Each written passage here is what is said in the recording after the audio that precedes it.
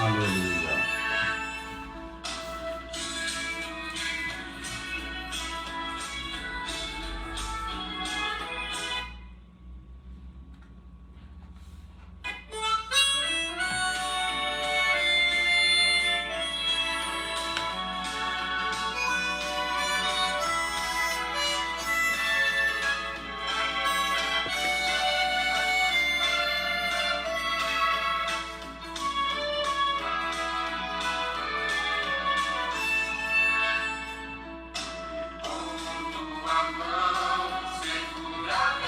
Aleluia.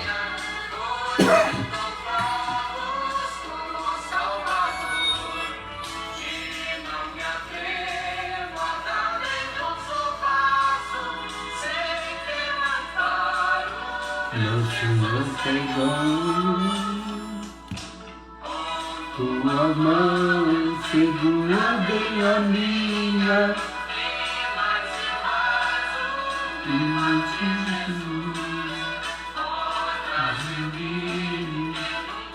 Aleluia.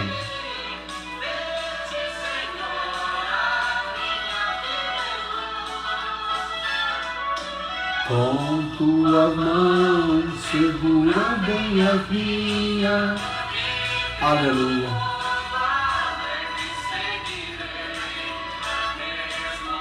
Aleluia.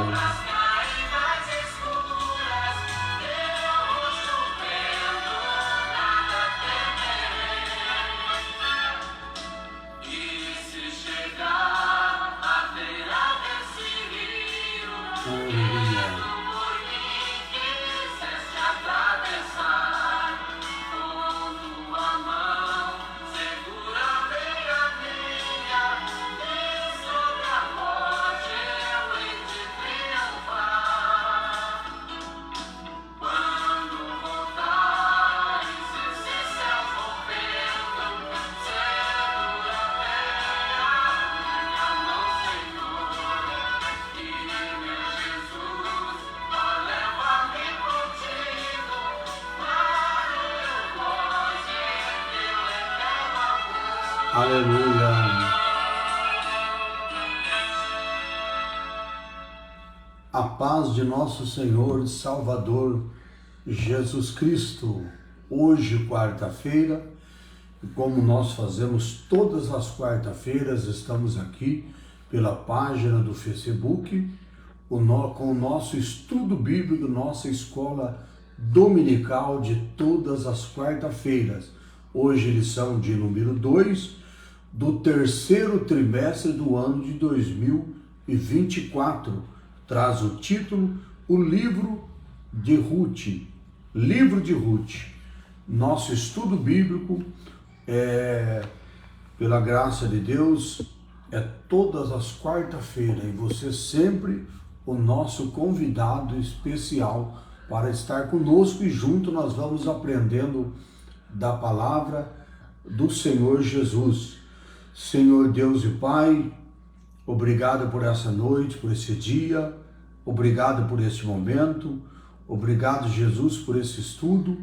Meu Deus, que o Senhor possa nos conceder a Tua bênção, a Tua graça, a Tua vitória, que o Senhor possa nos dar, Senhor, sabedoria e entendimento, para junto, meu Deus, estarmos estudando, Senhor, a Tua palavra. Muito obrigado, meu Deus, nessa noite, em nome de Jesus. Amém. Graças a Deus. Irmãos, o nosso texto áureo dessa noite diz assim: e sucedeu que nos dias em que os juízes julgavam, houve uma fome na terra, pelo que um homem de Belém de Judá saiu a peregrinar nos campos de Moabe, ele, a sua mulher e também os seus 2 filhos. Verdade prática: servir a Deus não nos isenta de crises em qualquer circunstância, O segredo é permanecer fiel, confiando na providência divina. Isso é uma grande verdade, né? Muitas das vezes as pessoas querem, porque está servindo o Senhor, porque está na igreja, porque está sendo um evangélico, porque está sendo até um religioso, acha que não pode enfrentar os problemas, dificuldades, as lutas, provações. Não é assim. Então, voltando a dizer, servir a Deus não nos isenta de crises. Em qualquer circunstância, o segredo é permanecer firme, permanecer fiel, permanecer confiando na providência divina, na providência do nosso Deus. Nós vamos fazer a nossa leitura em classe, está no livro de Ruth, que nós estamos estudando o livro de Ruth. Então, livro de Ruth, capítulo 1. Nós vamos ler o versículo do 1 até o versículo de número 5. E diz assim: E sucedeu que, nos dias em que os juízes julgavam, houve uma fome na terra, pelo que um homem de Belém de Judá saiu a peregrinar nos campos de Moabe. Ele, a sua mulher e seus 2 filhos, e era o nome deste homem Elimeleque,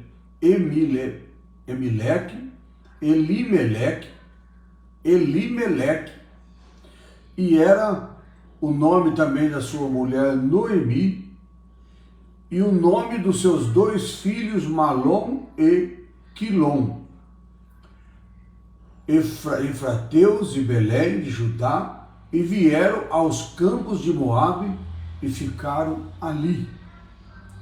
E morreu Elimeleque, marido de Noemi, e ficou ela com seus 2 filhos, os quais tomaram para si mulheres moabitas, e era o nome de uma órfã, e o nome da outra Ruth, e ficaram ali quase 10 anos. E morreram também ambos, Malom e Quilom. Ficando assim, esta mulher, desamparada de seus 2 filhos e também do seu marido. Então, nós estamos falando desse estudo do livro de Ruth. Então, nós vamos, durante também essa lição de hoje, nós vamos estar estudando, conhecendo um pouquinho também desse casal, desses filhos, dessa família, que era a família de Ruth, né? O livro de Ruth, ele se destaca não apenas por sua beleza literal, mas principalmente pela profundidade espiritual, de sua margem, aliás, de sua mensagem. Fonte de inspiração para os judeus, para os cristãos, também ao longo do século. E o livro narra uma história de amizade, amor e redenção. Por isso que nós vamos estudar esse livro. Nós precisamos entender um pouquinho, né? Então, por isso, nós vamos entender que essa fonte aqui, ela é inspiração, foi inspiração para os judeus, ela também foi e continua sendo inspiração para os cristãos, para o povo também dos nossos dias de hoje, né? Uma extraordinária demonstração de como o Todo-Poderoso, ou seja, o nosso Deus, ele trabalha em meio às crises para cumprir os teus desígnios eternos. Ou seja, Deus, ele trabalha de maneira extraordinária, cumprindo todos os seus propósitos na vida dos cristãos, na vida de todo o seu povo, né? Ele transforma a tristeza em alegria, ele transforma percas em ganhos, ele transforma derrota em vitória. se você acreditar dessa forma, isso pode acontecer na tua vida. Você pode contemplar com teus próprios olhos e você pode também presenciar o trabalhar de Deus na vida das pessoas dessa forma. Ele transforma tristeza em alegria, transforma percas em ganhos e transforma derrotas em vitórias. Então acredita dessa forma, porque esse é o Deus que nós servimos, o Deus criador dos céus, criador da terra, é o Deus que realmente está no controle de tudo, no comando de tudo, é um Deus que pode muito trabalhar na nossa vida, em transformar nossas tristezas em alegria, nossas percas em ganho, transformar as nossas derrotas em grandes vitórias para a honra e glória do nosso Deus. Ruth nos apresenta Jeová Jiré, que é o Deus que provê, né? E nosso primeiro ponto que nós vamos estar estudando aqui no primeiro tópico vai falar sobre a Bíblia judaica. Então nós precisamos entender um pouquinho, né? Então a Bíblia hebraica, que nós precisamos entender um pouco. E o livro de Ruth, ele pertence à terceira divisão, ou à terceira seção, como podemos chamar também, da Tanakh, e a Bíblia hebraica, que é composta apenas por livros do Antigo Testamento, da Bíblia cristã. Ou seja, a Bíblia hebraica, ela não tem um Novo Testamento. A Bíblia hebraica só tem o Antigo Testamento, que o Velho Testamento, o Antigo Testamento da Bíblia dos cristãos, que nós então chamamos de Antigo Testamento ou Velho Testamento. Essa terceira seção, ela é chamada de Ketuv, ou também de Agiograf, que significa escrito. E a primeira seção de Torá, que é o Pentateuco, é a segunda, e Nevim, que é profetas, que dentre então os escritos, que são 11 livros, estão Megilot, 5 rolos,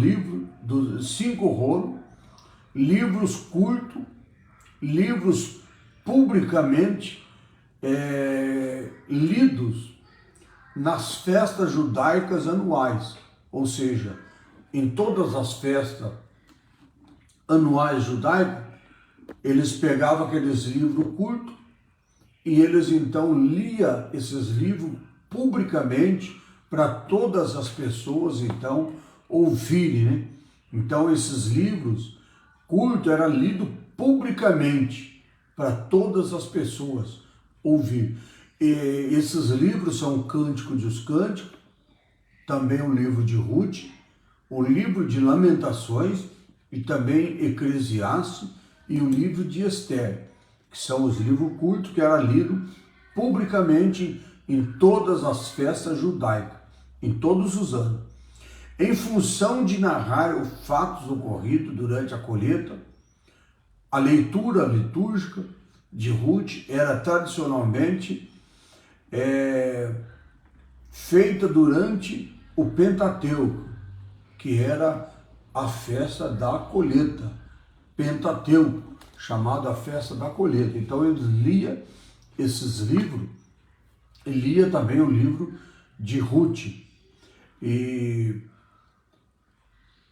como nós vamos estar lendo aqui dessas narrativas, desses livros, essa leitura que era feita em todas as festas do Pentateuco, festa judaica, então a função de narrar esses ocorridos durante a colheita da leitura litúrgica de Ruth era tradicionalmente, ou seja, era algo que era feito sempre, era tradição já, ele está sempre lendo, narrando esses fatos em todas as festas do Pentateuco, que era a festa chamada festa da colheita. Então, isso nós estamos estudando só para nós ver como que é feita a organização dos livros. E agora no ponto 2, nós vamos entender sobre na Bíblia cristã. Então nós falamos sobre a Bíblia hebraica. Agora na Bíblia cristã. Na Bíblia cristã, enquanto a Bíblia hebraica está dividida em 3 seções, que é Pentateuco, Profetas e Escritos, o Antigo Testamento da Bíblia cristã, ou seja, da nossa Bíblia, ela é composto por 4, lá na Bíblia hebraica é por 3 seções. Aqui na nossa Bíblia, na Bíblia dos cristãos hoje, na nossa Bíblia, são 4. E os 4 que nós podemos mostrar aqui é o Pentateuco, poéticos, histórico e também proféticos. Para nós entender um pouquinho, Ruth está caracterizado como um livro histórico e por seu evidente gênero narrativo. Então, o livro ele é um livro que é classificado um livro histórico, o livro de Ruth, mas ele também é identificado também na sua extraordinária beleza como também um livro profético, aliás, como também um livro poético. Então ele é um livro histórico, mas classificado também na nossa Bíblia, na Bíblia do cristão, na Bíblia evangélica, na Bíblia dos nossos dias de hoje para nós, ele é classificado como um livro histórico, mas também ele tem evidência também do gênero narrativo, que é também classificado para nós também como um livro poético. Empregando esse estilo de linguagem próprio do hebraico clássico, o autor ele expõe aspecto do subjetivo da vida dos personagens, e a obra está organizada em 4 capítulos, somando 85 versículos. Então, para você que está chegando agora, nós estamos falando sobre o livro de Ruth e nós estamos falando sobre a organização do livro. Então, nós falamos sobre na Bíblia hebraica, agora nós falamos sobre a vida também na Bíblia a Bíblia cristã, a Bíblia evangélica que eu uso, que você usa, que é então chamado também dessas organizações, nós falamos a Bíblia cristã. Então, a Bíblia hebraica é a Bíblia que nós falamos, e a Bíblia cristã é a Bíblia também que nós já também falamos. Então, essas organizações que nós precisamos conhecer, precisamos entender, para nós poder ter um conhecimento melhor de quando nós estamos fazendo a leitura dos livros. Então, nós estamos falando agora do livro de Ruth. Então, essa organização que nós falamos aqui na Bíblia hebraica, o livro de Ruth, ele pertence a 3 seções, que é o Pentateuco, que são divididos em 3 seções, como nós falamos, que é essas divisão feita de Pentateuco, profeta e também dos escritos.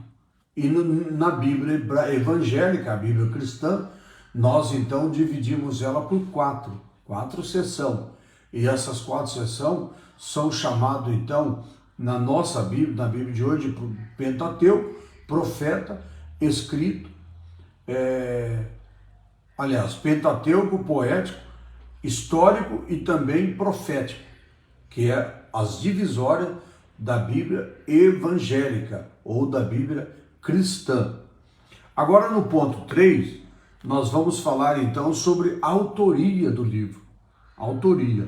Então lembra que nós estamos conhecendo a organização do livro. Então agora nós vamos falar no ponto 3 sobre a autoria, que há uma diversidade de autoria e data do livro de Ruth. Então, Samuel é o autor mais provável que ele seja o escritor do livro de Ruth, o profeta Samuel. Então não temos assim um parâmetro para nós confirmar quem foi a pessoa que escreveu o livro de Ruth, mas mais provavelmente tudo indica que o escritor foi o profeta Samuel. Por quê? O profeta Samuel, ele que narra muito bem, com muito conhecimento da história de Davi, do rei Davi. Então, nós podemos então confirmar que essa autoria ela seja mais provável para o profeta Samuel. A forma como o autor se refere a Jessé, a Davi, parece indicar a contemporaneidade, familiaridade com os personagens, o que também aponta para então que seja talvez mais provável o profeta Samuel como escritor do livro de Ruth. E além disso, as características gerais da obra, ela também indica a atmosfera própria do início do período da monarquia de Israel. Sendo assim, o livro teria sido escrito no século V antes de Cristo, né? Então, nós podemos entender, porque isso não vai interferir nada na minha fé, na tua fé, de quem foi quem foi que escreveu o livro, quem não foi que escreveu, mas só para o nosso conhecimento, nós então temos uma possibilidade de estar procurando entender quem são o escritor do livro, né? Então, mais provável é que nós podemos entender que seja o profeta Samuel, quem foi que escreveu o livro da Bíblia. Então, é só para nós poder entender melhor, né? Como nós vamos conhecer a palavra de Deus, a Bíblia Sagrada, então nós procuramos entender de uma maneira, assim, estudar, conhecer, por isso que então nós estamos falando sobre a organização do livro que leva o nome de Ruth. Então, o livro bíblico que leva o nome de Ruth, que pode ter sido escrito pelo profeta Samuel. Então, no que nos traz entender dessa autoria, seja então o profeta Samuel. Agora nós vamos para o tópico de número 2, que no tópico 1 nós falamos sobre a organização do livro. Organização do livro. No tópico de número 2 nós vamos ver o contexto histórico. Contexto histórico. No primeiro ponto, no tempo dos juízes. O primeiro ponto nós vamos estar estudando no tempo dos juízes. Não há uma data precisa para os fatos narrados em Ruth. O que sabemos é que ocorreram 3 gerações antes de Davi, nos dias dos juízes. Esse período dos juízes durou mais de 3 séculos. Ele durou mais de 3 séculos. Começou depois da morte de Josué, por volta do ano de 1375, e se estendeu até o início da monarquia de Israel, com a ascensão de Saul, que foi assumir o trono. E o que nós podemos então estar entendendo? Que nós não temos assim uma certeza dos fatos, no caso com precisão sobre data, tudo certinho, mas é para nós entender mais ou menos como ocorreu, porque É muito difícil, às vezes, a gente questionar datas, questionar algo tudo certinho. Por exemplo, até aquilo que ocorreu com a nossa vida. Às vezes nós temos o conhecimento, temos o entendimento, mas às vezes se alguém perguntar data, de repente tem muitos acontecimentos na nossa vida que nós não sabemos relatar uma data precisa. Então por isso que fala aqui, ó, não há uma data precisa para narrar que seja narrado os fatos com essa data. O que sabemos é que ocorreram 3 gerações antes de Davi. Então é feita uma base, 3 gerações antes do profeta Davi, do rei Davi. E nos dias do juízo. Então esse período dos juízes, ele durou 3 séculos. Começou então por volta aí depois da morte de Josué, por volta do ano de 1375, se estendeu até o início da monarquia de Israel, com exceção do Saul, que assumiu o trono, que sentou no trono, né?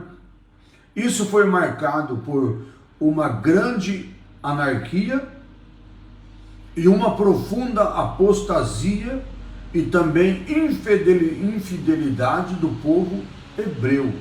Infidelidade, que coisa terrível, né? É quando o povo deixou de ser fiel a Deus. O povo começou a ter, a partir daquele distante, daquele momento, eles começaram a ser infiel. Por isso que fala nessa fase muito triste de apostasia e também de infidelidade, que começaram a negar a fé. Apostasia é apostatar da fé, deixar a fé, negar a fé e se tornar então infidelidade do povo hebreu, que se tornou infiel ao nosso Deus. Então era uma fase que identificava bem aquela época sombria, cada qual fazia o que parecia direito aos seus próprios olhos. Que coisa triste, né? Cada um fazia aquilo que parecia ser bom para ele, dos seus próprios olhos, e negou a fé, negava a fé, abandonou a Deus, abandonou a fé e fazia aquilo que parecia ser bom aos seus próprios olhos, né?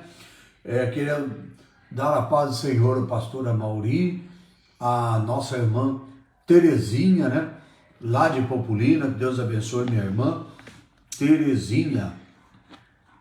Então, o povo começa a se afastar de Deus, se apostatar da fé, ou seja, negar a fé, deixar a fé, e começa a viver uma infidelidade, e começa a viver de uma maneira de cada um fazer aquilo que parece bom aos seus próprios olhos, e não mais obedecer a Deus, não é mais fazer aquilo que era agradável a Deus, mas sim aquilo que cada um queria, fazer aquilo que agradava a si próprio, aos seus próprios olhos.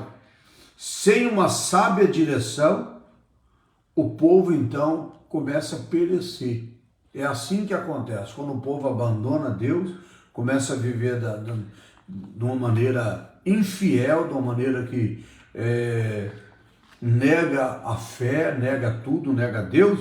Então eles começam a viver de uma maneira, como nós vimos aqui, sem uma sábia direção, o povo então perece, não tem mais prosperidade, né? O povo começa a perecer. Então, como nós lemos aqui, se as pessoas não for fiel a Deus, começa a perecer. E no segundo ponto nós vamos entender o secularismo e hedonismo, e também sobre a idolatria. Então, primeiro ponto, secularismo, hedonismo e também idolatria. O que é secularismo? Secularismo é defender a liberdade e acreditar de não acreditar numa religião. Que coisa, né? É defender uma liberdade de não acreditar em religião. Isso então significa secularismo. E nós vemos que isso também acontece não só naquele tempo, mas também acontece hoje. Nos nossos dias de hoje, as pessoas partir para esse secularismo, né? E o que é hedonismo? Hedonismo é uma doutrina ou uma filosofia, né? Filosofia que proclama a prazer como fim da vida. Prazer é a fidelidade, são o único princípio da vida. Então as pessoas começam a defender dessa forma o prazer. Então nós vemos aqui, que secularismo é a pessoa que defende a liberdade de não acreditar em religião. Esse é o secularismo. E depois o hedonismo, que é dessa forma.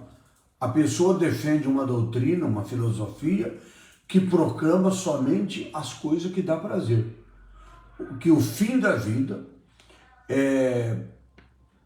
porque as pessoas falam que o prazer é a única coisa que é realmente, o único princípio da vida é o prazer.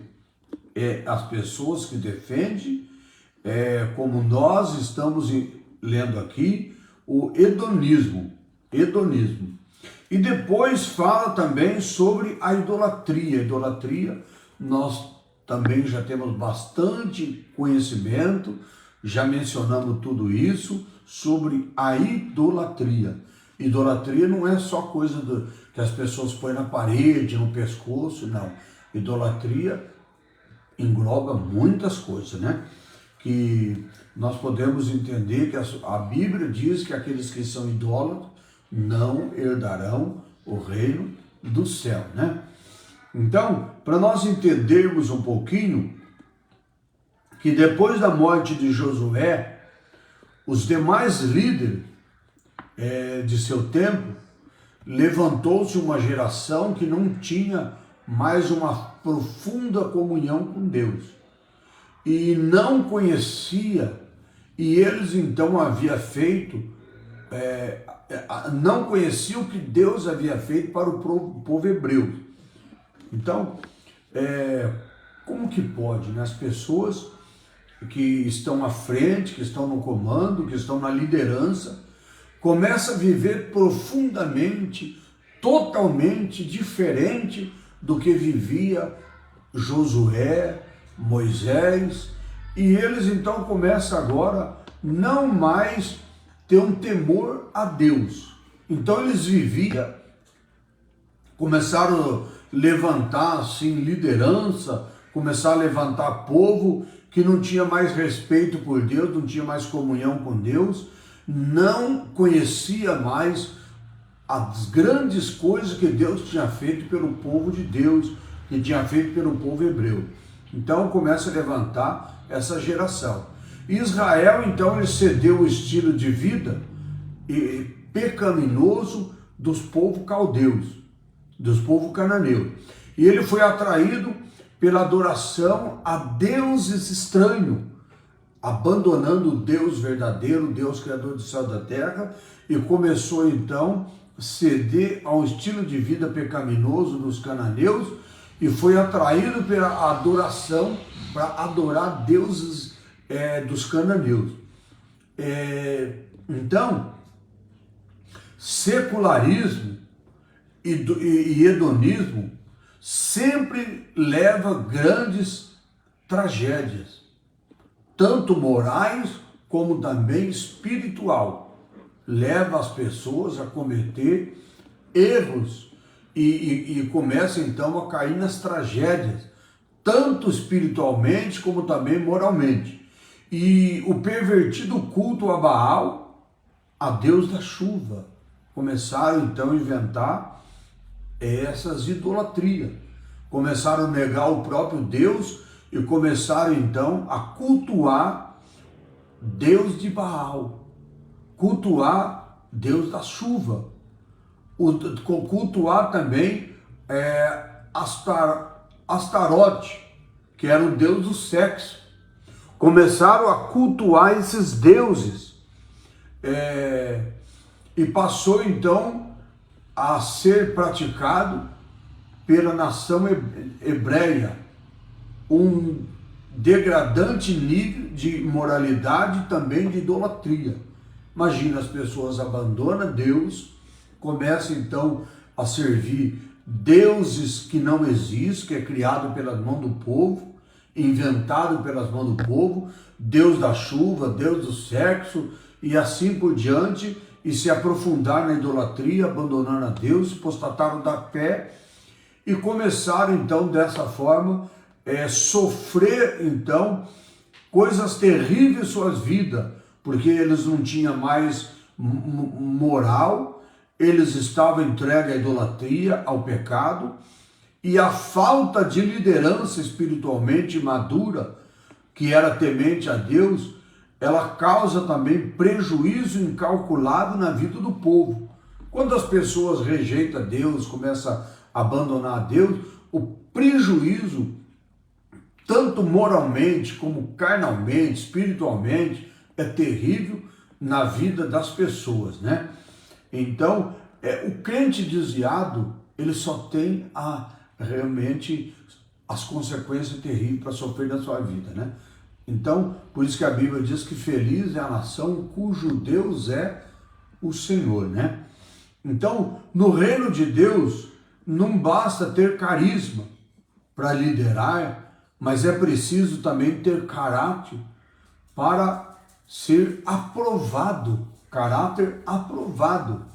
Então, muitas das vezes, o que nós vemos no nosso mundo de hoje é que às vezes tem muitas pessoas que têm um carisma tremendo, conseguem arrastar multidão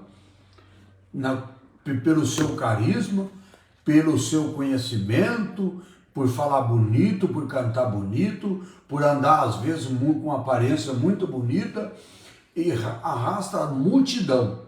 Mas o que nós precisamos entender é que na obra de Deus, no reino de Deus, nas coisas de Deus, nós precisamos entender dessa forma, que não basta ter carisma para poder ser um líder, para liderar o povo, mas é preciso ter caráter aprovado, ter um bom caráter aprovado pelo próprio Deus, não apenas ter carisma, não apenas falar bonito, cantar bonito, uma aparência bonita, arrastar a multidão, porque isso não significa que às vezes são pessoas de Deus, né?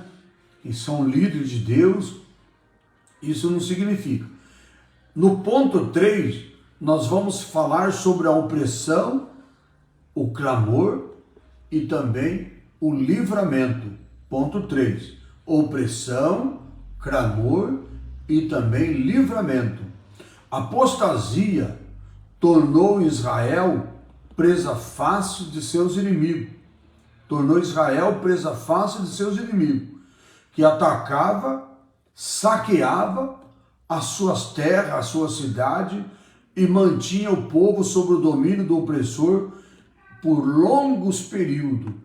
Olha, quando o povo afastava de Deus, desobedecia a Deus, Deus então entregava o povo de Israel nas mãos dos seus inimigos. Então, por causa da apostasia deles estar se afastando de Deus, eles sofriam punições. Eles eram atacados pelos inimigos, saqueados pelos inimigos, tanto nas suas terras como na sua cidade. Então eles sofriam umas consequências muito grandes. Sofria uma consequência terrível. Portanto, a Bíblia nos fala que quando Gideão ele estava malhando trigo naquele lagar, o anjo vai lá falar com ele e chama ele de varão valoroso. E ele retruca dizendo assim, se realmente eu sou valoroso, se realmente, por que nós estamos sofrendo tanto assim? Porque o próprio lugar que ele estava lá malhando o trigo era um lugar que mostrava já que era um lugar que ele estava escondendo. Então, o que nós vamos entender isso? Eles estavam sendo saqueados, eles estavam sendo realmente sofrendo todas as consequências por causa que eles estavam, a liderança de Israel estava se afastando de Deus, já havia se afastado de Deus, a liderança estava se apostatando a cada vez mais do nosso Deus. Então, por isso nós encontramos dessa forma que o povo, eles eram saqueados, tanto nas suas terras como na sua cidade, por eles estar então afastados de Deus, por eles estar desviados da presença de Deus, se apostatando da sua fé. Então, eles estavam sendo dominados pelos opressores, pelos inimigos, por causa das condições que o povo estava vivendo diante de Deus. Então, afligida, a nação clamava a Deus. E o Senhor levantou juízes para libertar o seu povo. E esses juízes aqui, eles não eram registrados, magistrados civis, como os que conhecemos hoje, nos nossos dias, os juízes que julgam nos fóruns, que julgam nos tribunais. Eles eram então libertadores. Como nós vimos então, o Otiniel, Baraque e também Gideão. Então, não era como os juízes que hoje tem no nosso dia de hoje. Fica lá no fórum sentado, julgando, analisando a situação, não. Eles eram então pessoas libertadores que Deus levantava para libertar a nação de Israel. E poderosamente eles foram usados por Deus para julgar a causa de Israel, livrando o seu povo então dos seus aqueles opressores, livrando a nação de Israel dos inimigos, dos opressores. Então Deus levantava juízes, usava eles poderosamente nas suas mãos, como usou Gideão, como usou Baraque, como usou Otiniel, para então estar dando livramento à nação de Israel, ao povo de Israel, livrando ele dos seus opressores, livrando ele dos seus inimigos. Então, olhando aqui para o nosso estudo aqui novamente, nós vamos ver que, apesar dos respectivos ciclos de infidelidade da nação, Deus ouvia o gemido do seu povo em seus momentos de dor e também naqueles momentos de aflição. Então, o que nós podemos entender isso?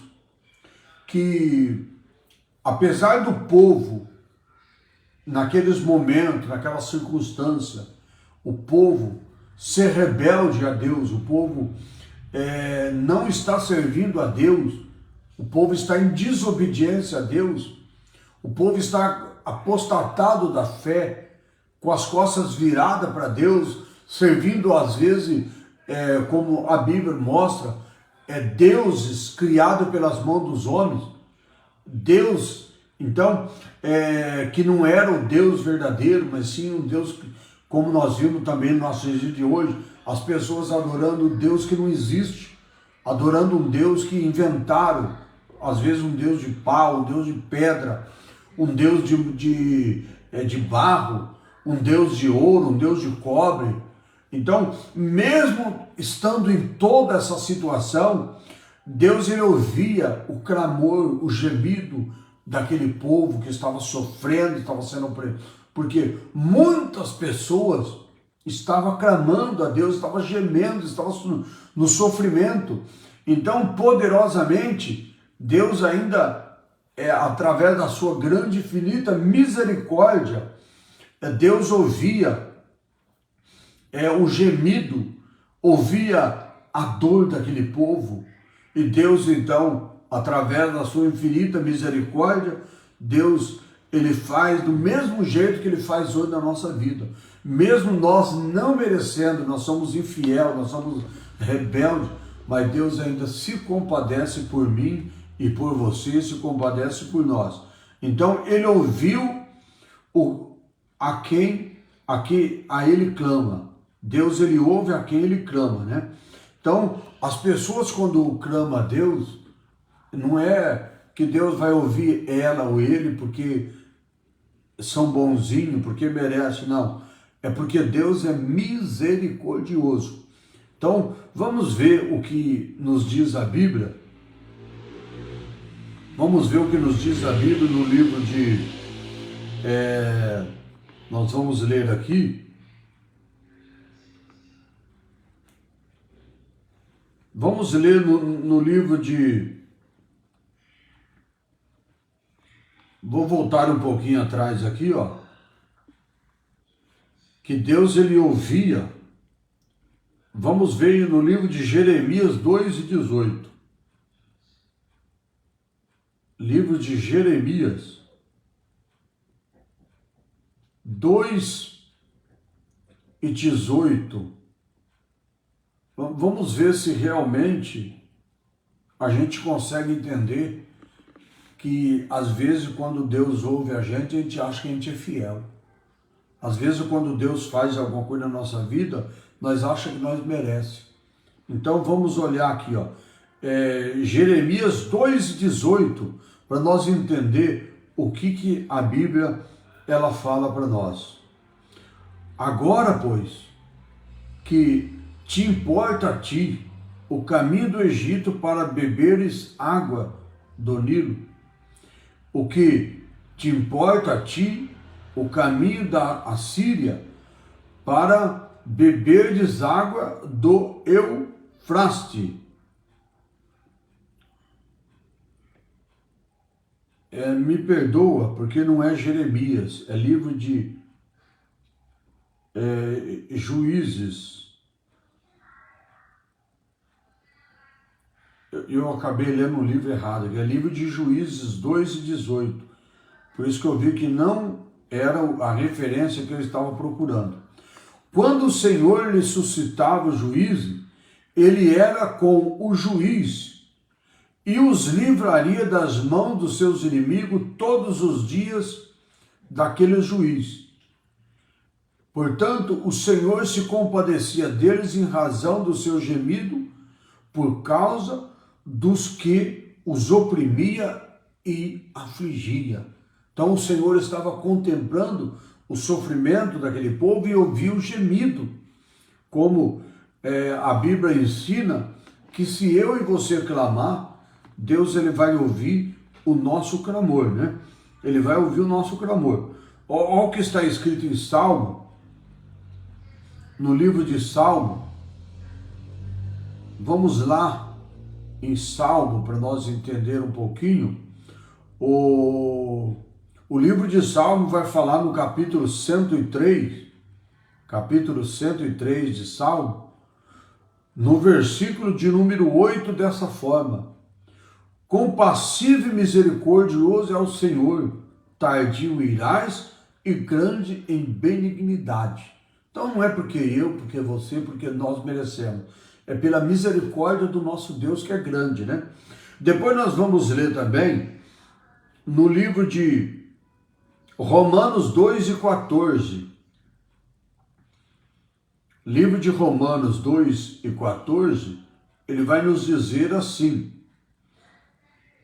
porque quando os gentios que não têm lei fazem por natureza as coisas da lei, eles, embora não tendo lei, para si mesmos são lei. Então, Deus, ele sabe da nossa inocência, Deus sabe da nossa necessidade, e Deus, então, ele é o Deus que cuida de nós.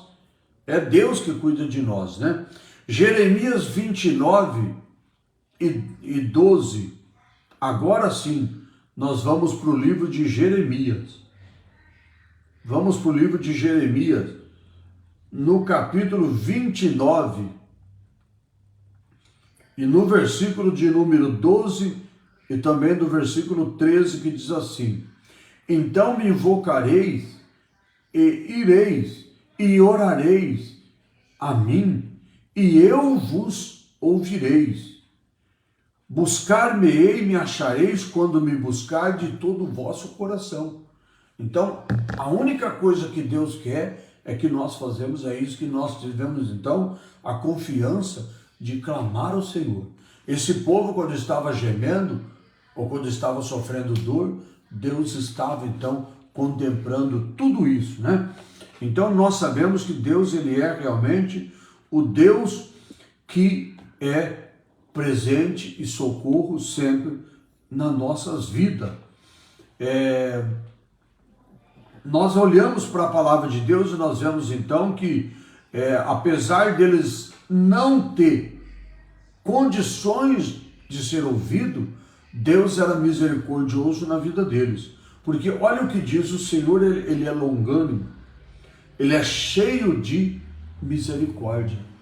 Então não é porque você merece que nós recebemos alguma coisa. É porque Deus é misericordioso. Então é Deus que trabalha em nossa vida através da sua infinita misericórdia, né? Ainda encontramos aqui o propósito e mensagem. Aqui no tópico 3. Propósito e mensagem. O tópico 3, ele vai falar sobre o cetro de Judá. O que é cetro? Sobre o cetro de Judá. O que é a palavra cetro? É poder do rei. Poder do rei. Então, cetro de Judá. O poder de Judá. Então, vários propósitos são atribuídos ao livro de Ruth. O princípio e mais evidente deles é apresentar Davi como descendente de Judá, a tribo real da qual viria o Messias. Então, nós estamos falando sobre a organização do livro, nós estamos falando, primeiro falamos sobre a organização do livro, depois nós falamos sobre o contexto histórico, que é todo o conteúdo que tem no livro. E agora nós vamos falar sobre o propósito da mensagem. Então isso é muito importante. Que nós vimos então aqui logo de início do tópico 3, que os propósitos que são atribuídos do livro de Ruth, o principal desse propósito são a evidência de apresentar Davi como descendente de Judá, que é a tribo real da qual viria o Messias, ou seja, que viria Jesus, a linhagem que viria Jesus. Então por isso que nós estamos estudando dessa forma em todo o contexto. O leão da tribo de Judá, a raiz de Davi.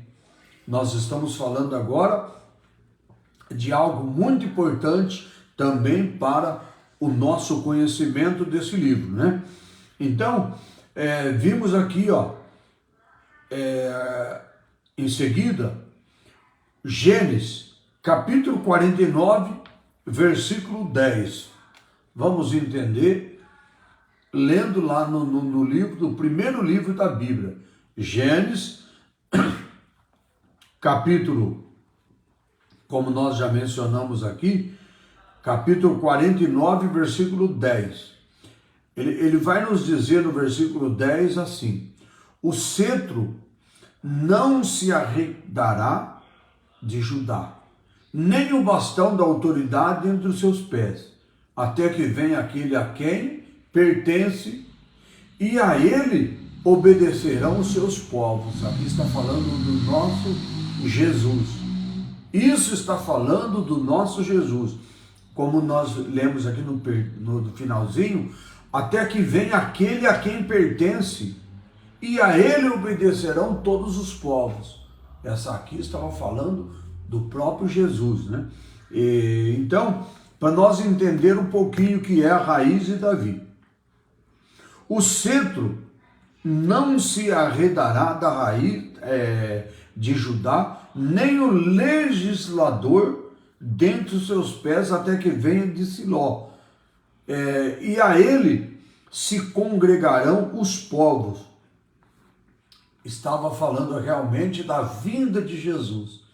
Então, muitos às vezes não imaginam, às vezes, que o Novo Testamento ele não poderia ser entendido se não houvesse o Antigo Testamento. Que todas as promessas que se cumpriu no Novo Testamento estava sendo anunciada lá no Antigo Testamento, como a profecia da vinda de Jesus pelo profeta Isaías, 700 anos antes de Jesus vir, Isaías já havia pela boca de Deus profetizado a vinda do Messias, do qual também nós estamos estudando aqui agora, né? Então, embora Rubens fosse o primogênito de Jacó, o seu ato de desonra ao leito do pai, deitando-se com a sua concubina, fez com que se perdesse a primogenitura, a posição de liderança. Para aqueles que ainda não entenderam, ainda não conhecem a palavra de Deus, o Rubens, que era dessa linhagem aqui, ele perdeu a primogenitura quando ele cometeu aquele erro de deitar com as concubinas do seu pai. Então ele perdeu a primogenitura, ou seja, ele perdeu essa posição de liderança. Ele deixou de ter essa posição de liderança. Mas o que a Bíblia fala? Que a promessa feita a Abraão, ela continuou. A promessa que Deus fez a Abraão, mesmo o Rubem ter perdido a primogenitura, perdido a condição de liderança, a promessa que Deus fez a Abraão, ela seguia. Agora pela descendência de Judá. Então, sendo Samuel o autor do livro de Ruth, o propósito de registrar essa genealogia do livro de Davi, ganha mais um sentido, já que aquele tempo o rei de Israel era Saul, e também um benjamita, que era um benjamita. Então, é mais uma das provas que nós podemos encaixar que o profeta Samuel foi o escritor do livro de Ruth, que ele conhecia muito bem a vida, as promessas de Deus, tudo que Deus havia feito na vida do rei Davi. Então, a centralidade de Davi, ela é legítima para o trono que cumpre todas as promessas de Deus sobre a linhagem de Davi, da linhagem de Davi viria então o Messias. Por isso que lá no Novo Testamento nós vemos dizendo filho de Davi, Jesus, filho de Davi, tenha compaixão de mim, tenha misericórdia de mim. Então, Jesus veio da linhagem de Davi. Então nós lemos aqui agora o amor e a redenção, no ponto de número 2. Vamos falar sobre o amor e falar sobre a redenção. A mensagem principal do livro de Ruth, a mensagem principal de Ruth é o amor de Deus e o seu plano de redenção para a humanidade. Então nós encontramos isso quando nós olhamos para o livro de Ruth, quando nós lemos o livro de Ruth, nós encontramos então falando sobre amor e falando sobre a redenção. E a mensagem principal de Ruth é o amor de Deus e o plano de redenção para a humanidade, o plano de Deus de salvação para a humanidade. Como representante de judeus e gentios, respectivamente Boaz e Ruth, eles prenunciam a derrubada da parede de separação, que a redenção é vista no livro no sentido literal do tipológico. Quando nós lemos isso, nós vamos entender o seguinte: a palavra de Deus, ela deixa bem claro para nós, ela nos mostra que quando olhamos para Ruth e olhamos para Boaz, nós olhamos que nós vemos eles assim, ou fazendo uma comparação tipológica, ou seja, comparado. A palavra tipológico, ela tem uma maneira de nós entender como tipo ou como modelo. Então, por isso que fala aqui, ó, como representante de judeus e gentios, respectivamente, Boaz e Ruth, eles prenunciam a derrubada da parede da separação. Algo que às vezes quer separar nós, o nosso entendimento, mostrando abertamente para nós, nessa derribada da separação, que a redenção é vista no livro nesse sentido literal, ou seja, no sentido de reproduzir. A palavra literal significa reproduzir as coisas bem explicada ou bem entendida, ou seja, reproduzir exatamente como foi, palavra por palavra.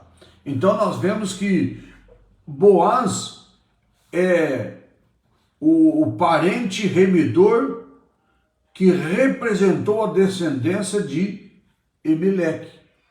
Boaz, então, ele veio como um tipo de Cristo, e ele representou a família de Elimeleque. Mas é também um tipo de Cristo, o nosso Salvador, o nosso Redentor. Então, para nós entender um pouquinho, por que fala que é tipo de Cristo? Porque ele foi para aquele povo de Israel, para a nação de Israel, não que ele é Jesus ou que ele é Cristo, mas ele foi uma pessoa muito importante para libertar aquele povo, para aquela nação de Israel. Então é tipo Cristo que veio para nos libertar, para nos dar livramento. Ele veio para nos dar remissão. Então, por isso que fala que Boaz, ele é um remidor que preservou a descendência de Elimeleque. Mas é também um tipo de Cristo, o nosso Redentor, aquele que veio para nos dar a salvação, que nos dá libertação. Então, para nós entender dessa forma, fala que ele é um tipo de Cristo, porque ele foi, tanto ele como Ruth, na redenção, no livramento para aquele povo da nação de Israel. O ponto de número 2, nós vamos falar agora sobre fidelidade e falar sobre também o altruísmo. O livro de Ruth, ele abre uma janela que nos permite ver que nem tudo era treva nos dias do juízo.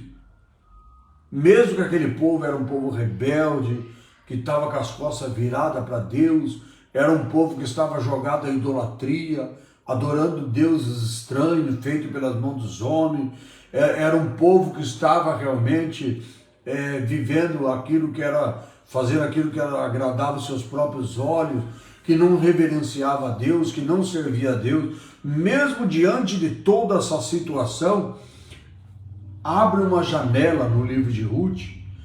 É a mesma coisa que quando você está dentro de um quarto, você não consegue enxergar nada lá fora, mas se você abre a janela, você começa a ter uma visão de algo que está do lado de fora. Então, quando nós olhamos para o livro de Ruth, e que está mostrando tudo o que estava acontecendo em Israel naquele tempo, nos dias do juízo, que era um povo rebelde, um povo desobediente, um povo que apostatado da fé, que não mais servia o Deus criador do céu e da terra, mas servia deuses estranhos, os deuses cananeus.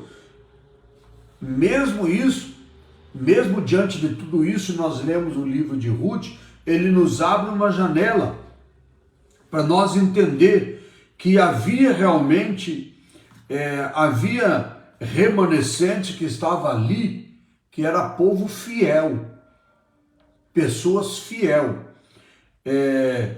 pessoas que temia Deus e que foi usado pelo próprio Deus para cumprir também os seus propósitos.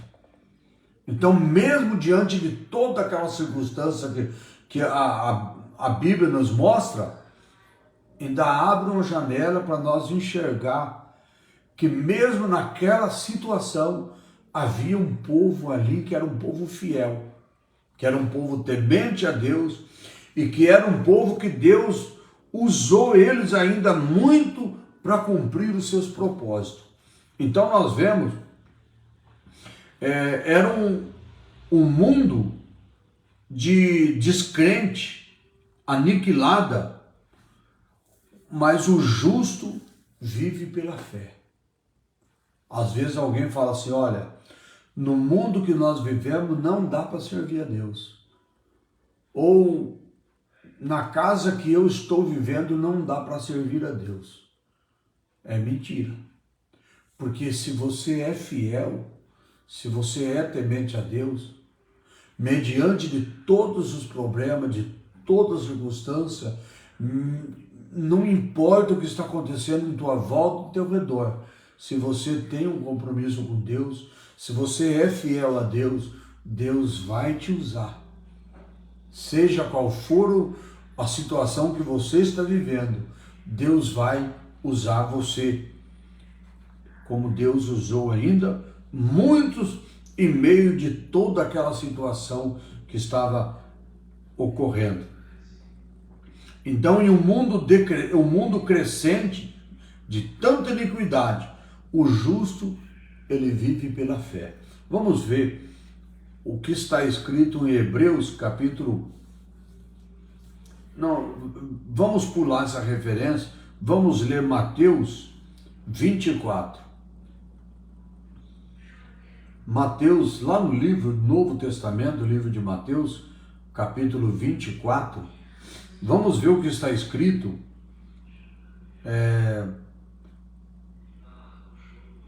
Mateus 24, versículo 12 e versículo 13, diz assim: E por se multiplicar a iniquidade, o amor de muitos esfriará. Mas quem perseverar até o fim, esse será salvo. Então, o que precisa é perseverar até o fim. Seja qual for o problema, a situação.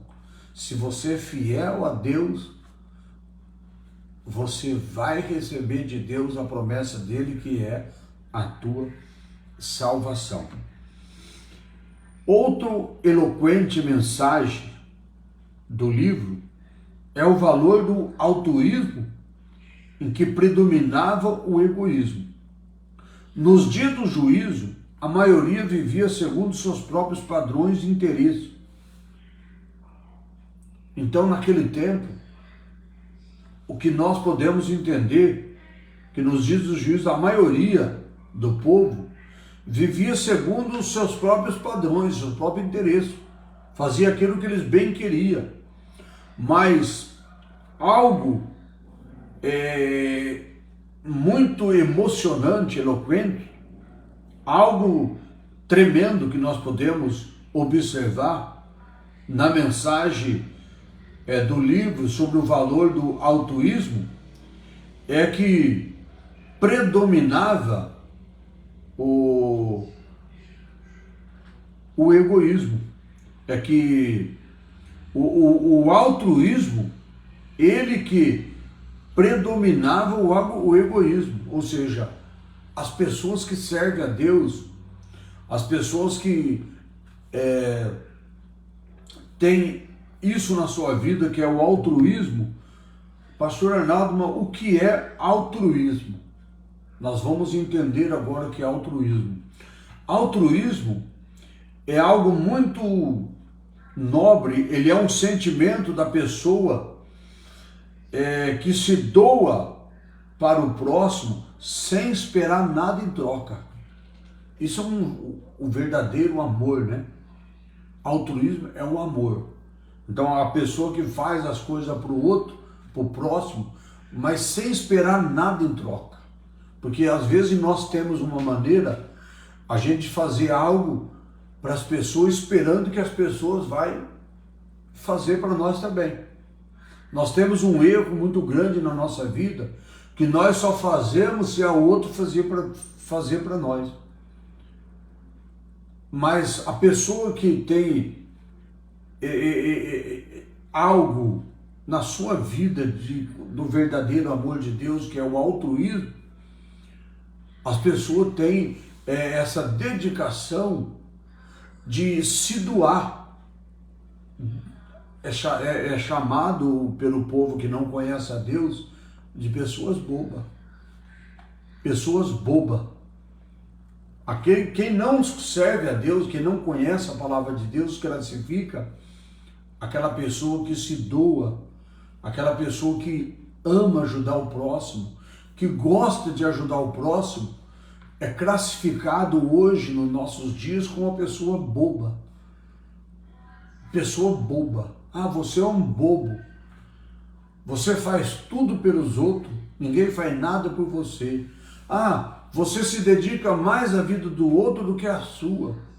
Mas o que nós aprendemos, o que é um altruísmo?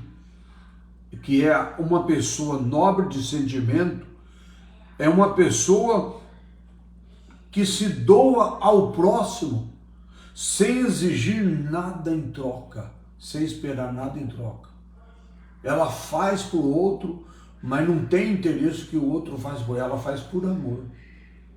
Faz por amor. Quando a pessoa faz por amor, ela não se importa se o outro vai fazer por ela, se ela precisar ou não. Porque ela está fazendo porque ela ama. Ela é essa pessoa chamada de uma pessoa altruísta. Altruísmo é uma pessoa que tem essa vocação de Deus, esse dom de Deus de ser um altruísmo. Então, uma pessoa altruísta é essa pessoa que ela se doa às outras pessoas sem esperar nada em troca. E quando as pessoas fazem isso, isso é algo que vem de Deus, isso é algo que vem chamado amor. Quando nós falamos em amor, muitas pessoas ainda não entenderam o que é amor. Isso é o verdadeiro amor. É o que Deus fez por mim e por você. É o que Deus está fazendo por mim e por você.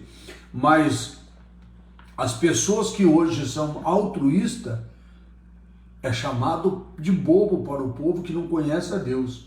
É chamado de bobo para as pessoas que não conhecem a palavra de Deus, né? Mas nós sabemos que essa pessoa é aquela pessoa que se doa às pessoas por amor, sem esperar nada em troca na sua vida, né? Então, voltando aqui, nos dias do juízo, a maioria vivia segundo os seus próprios padrões de interesse, sem amor ao próximo. Não tinha amor ao próximo. Quem tem amor ao próximo não vive uma vida dessa forma. E Noemi e Ruth, eles destoaram dessa máxima individualista. A sogra, a nora, não se pensava em si mesmo. O amor não é egoísta. Isso nós vemos na palavra de Deus. Na lição passada mesmo, nós falamos desse verdadeiro amor que estava entre nora e sogra. Lembrando que a sogra, ela voltou para sua terra, mas a nora, ela não apartou dela. Ela acompanhou, ela chegou a ponto de ir aonde a sogra fosse, se alimentar do que a sogra se alimentasse, viver do que a sogra estava vivendo, servir o Deus. Isso é a coisa mais importante, que a sogra, ela disse: olha, o teu povo é o meu povo, o teu Deus é o meu Deus. Então, nós encontramos dessa forma o amor. O amor, ele realmente é o que supera tudo, né? Mas o povo hoje chamaria uma autorista assim de uma pessoa boba. Mas não importa ser bobo para o mundo, importante é ser sábio para o nosso Deus, né? Para nossa conclusão dessa noite, o livro de Ruth nos ensina então que, a despeito da incredulidade e dos pecados dos homens, Deus sempre trabalha para cumprir o seu desígnio, sem violar os princípios do livre-arbítrio humano. O Todo-Poderoso, ele conduz a história, executa os seus planos eternos de redenção. O livro também nos mostra como a fidelidade de Deus se aplica nas circunstâncias comuns na vida da vida. Em tudo ele é fiel. Então não cansa de dizer: Deus é fiel. Deus é fiel, porque Deus é fiel, né? Então que Deus abençoe a tua vida, que Deus abençoe o teu lar, que Deus abençoe a tua família. E vamos sempre lembrar de algo muito interessante na nossa vida, que Deus, ele jamais nos abandona, e que Deus sempre, ele está no controle da nossa vida, seja qual for o problema, seja qual for a dificuldade, seja qual for a situação. Nós sempre temos o Deus poderoso, que é realmente o Deus verdadeiro, que trabalha em nossas vidas, que transforma a nossa vida, que faz algo acontecer de maneira que nós precisamos e às vezes nós não entendemos, né? Então, Deus, ele é fiel em nossa vida. Deus é fiel. Quarta-feira, se Deus assim nos permitir, vamos fazer a lição de número 3. E a lição de número 3, nós vamos então estar estudando sobre Ruth e Noemi, nesse entrelaçado pelo o amor que nós falamos hoje. Então, Ruth e Noemi, entrelaçadas pelo amor. Esse é o título da próxima lição, da próxima quarta-feira, se Deus assim nos permitir. Amém? Fiquem todos na paz do Senhor Jesus. Até quarta-feira na próxima live, se Deus assim nos permitir. Agradecemos a sua participação, a sua presença. Que Deus continue te abençoando em nome de Jesus. Amém. Fiquem todos na paz do Senhor Jesus. Daqui a pouquinho, se essa live estará também no YouTube, no Facebook e também pelo WhatsApp. Deus abençoe a todos e na paz do Senhor Jesus. Que o amor de Deus, a graça, a comunhão do Espírito Santo seja com todos vós hoje, para todos sempre. Todos diga amém. Deus abençoe.